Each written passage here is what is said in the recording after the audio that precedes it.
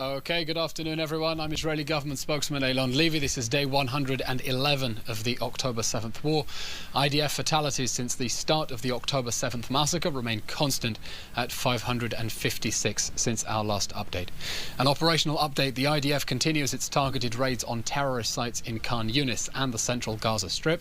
As part of its efforts to dismantle the Hamas terror state, troops destroyed a tunnel located only 1,500 meters from the border, a north-south tunnel that stretched for a kilometre inside the Gaza Strip, 20 metres underground.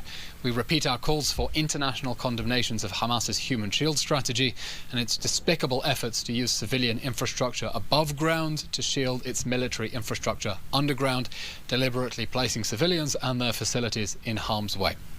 Yesterday, the IDF declassified intelligence about coordination between Hamas's military wing and the Gazan education authorities, exposing how some Hamas terrorists are moonlighting as teachers. These were official letters addressed from the Izzadin al-Qassam brigades and personally delivered to the head of the Gaza Education Directorate, Dr. Mohammed Hamdan. Those letters requesting that the teachers be excused for military service with Hamas, and specifically for military training only 1 week before the October 7th massacre. Those letters, of course, raising serious questions we expect the international community to look into. The original copies available on the IDF's Twitter. A humanitarian update, we note British Foreign Secretary Lord Cameron's call for more crossing points to be open for longer for aid deliveries, including Kerem Shalom. In that context, we draw your attention to the fact that Kerem Shalom has excess capacity for aid deliveries if international actors send it. We also note that Kerem Shalom is currently closed on Saturdays because the United Nations has asked for it to be shut in order that it be able to process the pile-up on the other side. Unfortunately, we still have an issue with the UN being unable to deliver aid as quickly as Israel is facilitating it, and of course continuing its omerta about Hamas hijacking aid. A comment on UNRWA's allegations of an Israeli strike on a UN shelter Wednesday. After an examination of the IDF's operational systems, the IDF has currently ruled out that this incident was the result of an aerial or artillery strike by the IDF.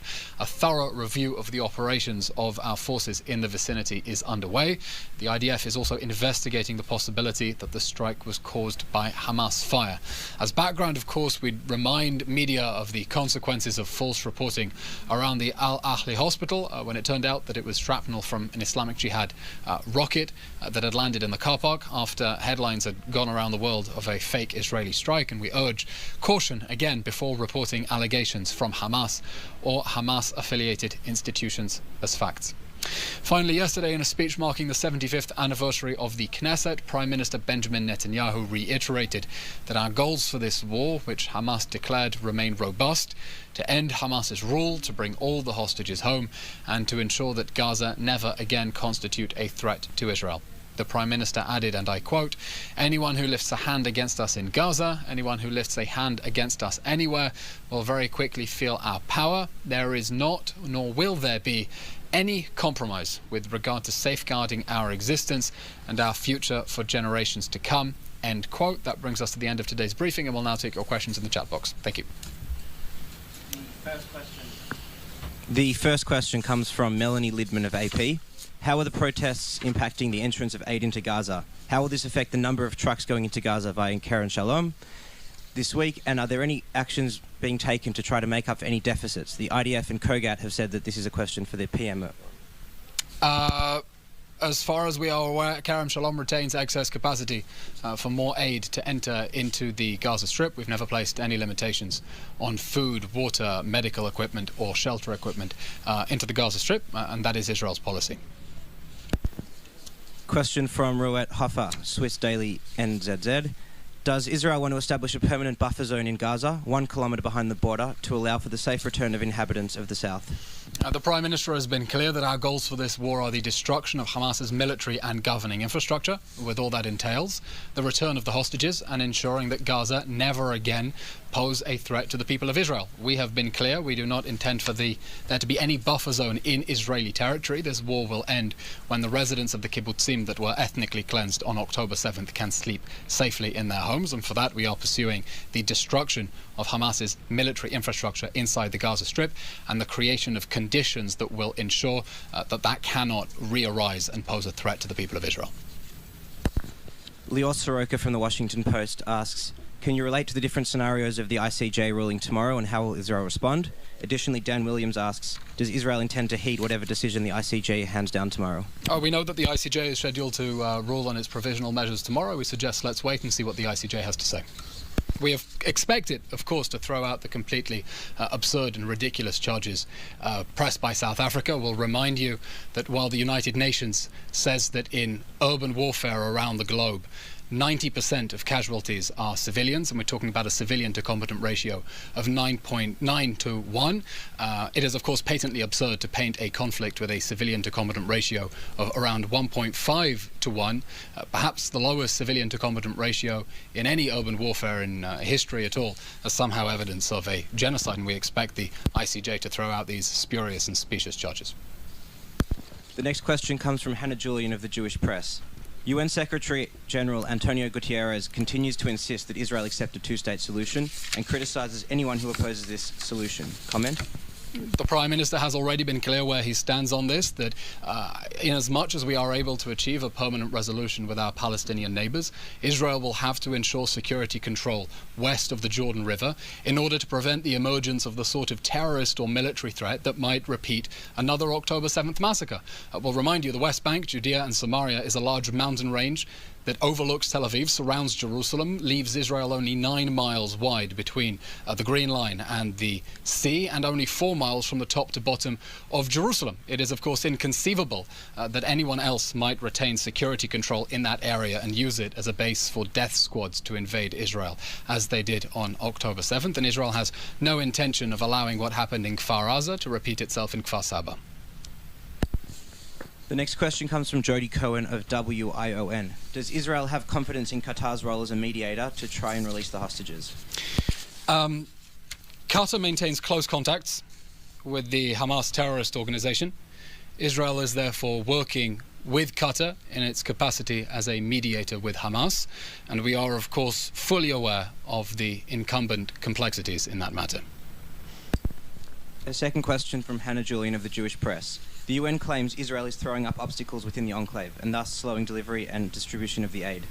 Comment? We think that anyone who is truly concerned for the humanitarian situation in Gaza and fate of civilians should demand one thing: that Hamas should surrender. It should lay down its arms, it should hand over its war criminals, it should release the hostages, and it should surrender. That is what anyone who is concerned for civilians should do, and we deplore the fact that as UN agencies and international organizations go to extreme lengths to deny that Hamas is hijacking aid and waging war out of hospitals, they are deflecting blame onto Israel to cover up the fact that they have been covering up for Hamas. Ilan Ben Zion from AFP asks, the ICJ is expected to deliver a ruling in the case against Israel tomorrow. What are the possible scenarios Israel is preparing for? And Ilan, we've already addressed this question from your previous colleagues just a minute ago. Dr. Abby Korb asks, good afternoon, Elon. Is there any news with respect to the medication delivery, the medication delivery ever reaching our hostages?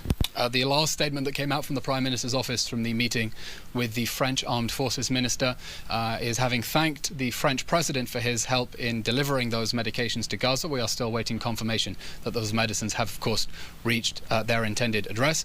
And when discussing the context of the health of the hostages who are still trapped in the Hamas terror dungeons, I'll refer you, of course, to the extensive medical report provided by the Hostage Family Forum, stating that a third of the hostages have chronic health conditions, others have serious injuries, gunshot wounds to the hands, limbs blown off. They require urgent medical attention, and we expect the whole world to put all pressure on Hamas to allow the Red Cross to see the hostages, and all pressure on the Red Cross as well to pressure Hamas to see the hostages. There is more it can do, and it is regrettable that the Red Cross admits that it cannot even be bothered to pressure Hamas to see the hostages.